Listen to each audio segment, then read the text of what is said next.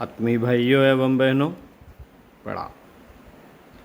आपको पुस्तक जीवन जीने की कला लेखक पंडित श्री राम शर्मा आचार्य भाग 3 यूनिट 19 समय संयम तथा अर्थ संयम पढ़कर सुनाते हैं। अपने जीवन को परिष्कृत करते हैं, कुछ चिंतन करते हैं, कुछ मनन करते हैं। आर्ट ऑफ लिविंग, व्यक्तित्व कैसे गढ़ा जाए, आपको पढ़कर सुनाते हैं। परम पूज्य गुरुदेव के उन सूत्रों को, संपदा को व्यर्थ न गवाएं। मित्रों, संपूर्ण संसार का नियंत्रण करने वाली न्यायकारी शक्ति में विश्वास ही आस्तिकता है। स्वयं के वास्तविक स्वरूप का बोध होना आध्यात्मिकता है तथा धार्मिकता का अर्थ है कर्तव्य परायणता। यदि हम आस्तिक हैं तो समाज विरुद्ध कार्य करने से डरेंगे। यदि हम आध्यात्मिक हैं तो औरों की पीड़ा वेदना को अपनी सी समझेंगे और संवेदना से परिपूरित होंगे। यदि हम धार्मिक हैं तो कर्तव्य पालन करने से कभी भी पीछे नहीं रहेंगे। समय ही जीवन और श्रम ही वैभव है। कौन कितने दिन जिया,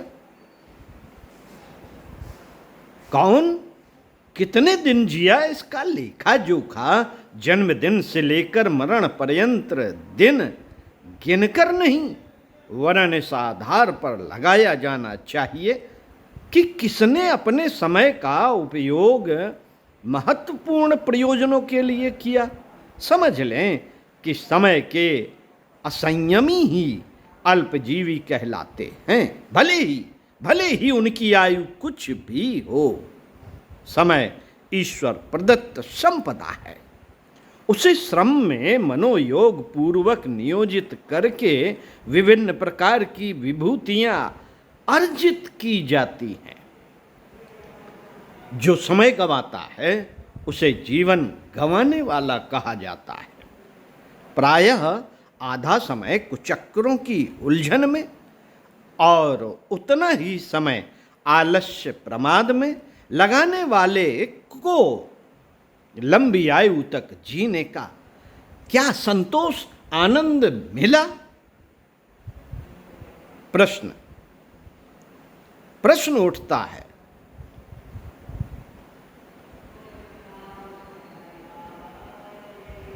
समय का मूल्य उन्नीदी अवस्था में तो जान नहीं पाते, किंतु विदाई के दिन आते ही आंखें खुलती हैं।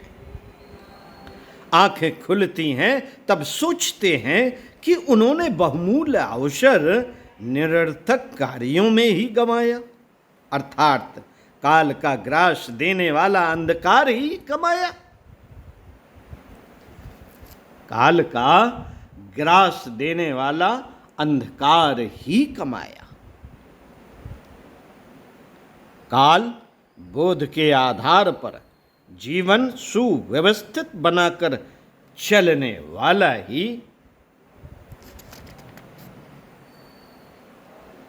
जीवन देवता का सच्चा पुजारी है।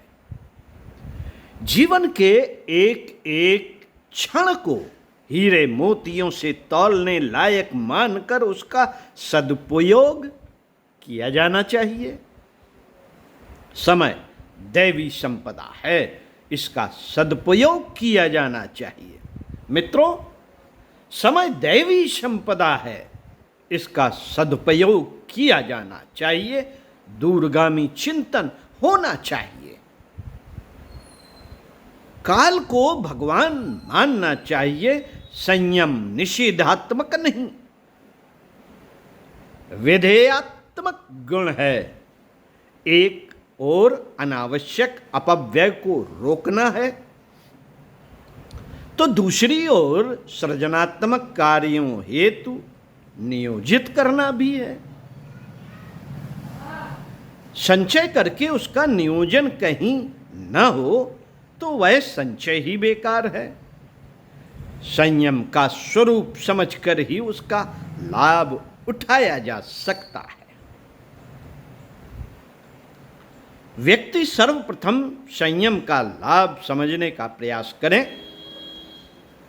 समय और श्रम को सार्थक और उच्च उत्तर उद्देश्यों के लिए नियोजित करने पर कार्य में सफलता मिलती है।